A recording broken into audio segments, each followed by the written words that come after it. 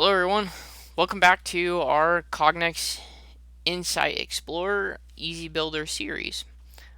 In this video, this is our third video in the series, we're going to go ahead and continue on in our application steps to our Setup Image tab. So we click our Setup Image tab and we are allowed to make some adjustments to our system.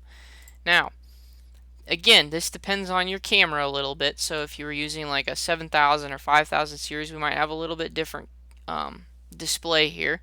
But because the Cognex IS2000 is a little bit more advanced than a checker, but very similar to a checker, we have a little bit different lighting window here. It traditionally would be different little drop-down boxes similar to this, all stacked in a thing, if we were in, say, a 5000 series camera, or even if we were in a micro, but we're in the more advanced version of a checker, in a sense.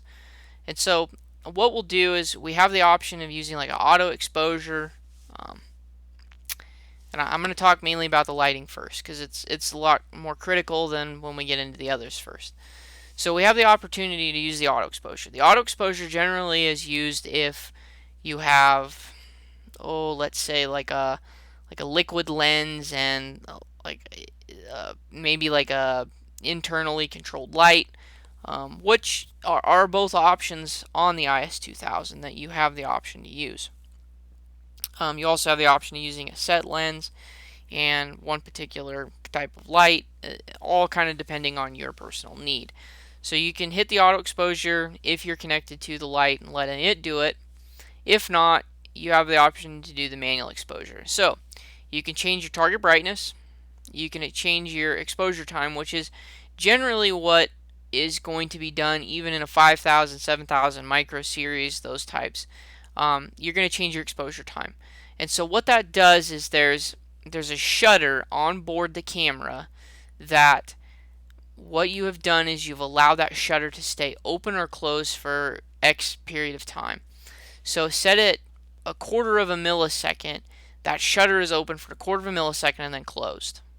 We could set that up to say a second or even 5 milliseconds or something, and that's the amount of time that shutter is open. What that does is that allows more light to flood into the imaging sensor when that shutter is open longer. That can usually give you more of a drowned out image if that type of thing takes place. If you want maybe a lighter image, you keep the shutter closed or open for a shorter period of time. What those do is, again, those photons saturate that and allows more electrical energy to be translated in. You have also the ability to change and set an exposure region should you want to. But for all intents and purposes, using a 2000, I would say that most of the time you're going to want to change your target brightness as well as your exposure time. If you were using, again, the 5000 and the other series types, your exposure time is generally what you're going to do. Should you need to really focus on your flooding and your saturation of lighting, realistically, we would want to, on a more traditional type, not so much as 2000, and a little bit on the 2000, but more or less on the older styles or the other styles, we would really want to focus on using a better lighting scenario or a different type of lens. So a lens that might allow more light in with a wider aperture. Something along those lines to flood that sensor with more light. We also can adjust our trigger is the other one. So we can change our trigger from continuous to the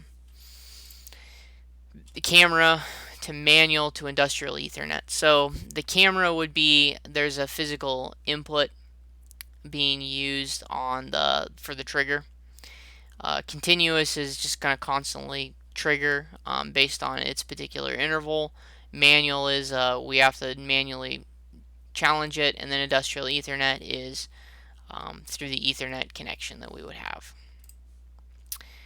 So because we're leaving it on continuous, we have the option of setting that interval. So say we wanted it at 50 milliseconds, we can set it to 50 milliseconds. So every 50 milliseconds this image upgrades or updates. Leaving it at 0 would just be almost like a CC TV camera where it's a constant flow. We have the ability to adjust some of the image area here. Again, on the older version cameras, we would have the option to use a pixel count. So what it would do is it would count the pixels of your y-axis as well as your x-axis here, and we could control the pixel size.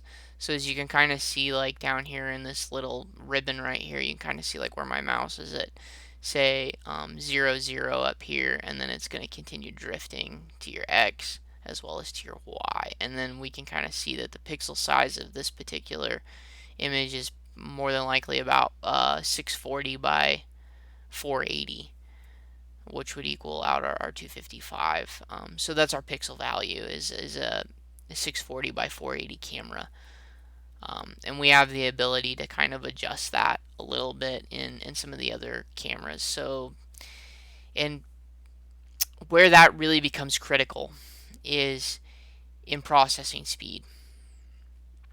So we don't really have anything going on here, but over here in this palette window here, you'll see time. And so right now, as it stands, if we were to put this in a camera, it would take 0.3 milliseconds to process the image that we're giving it.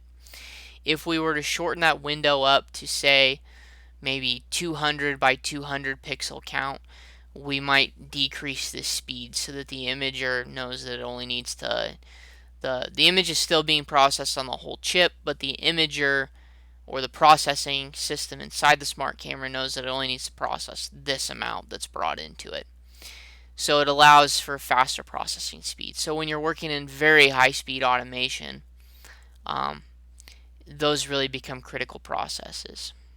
I did work in one facility where that was a definite thing that was a consideration, is we did everything in spreadsheet because EasyBuilder would take too long to process in that time frame. So definitely something that is something to consider, but in some instances you don't need to do that. Depending on, again, really depends on your image that you're looking for, the automation that you're working in, and the speeds that you need to function in. Anyway, that concludes everything that's on the Setup Image tab that we're going to cover. So thank you all for watching, and stay tuned for our next video.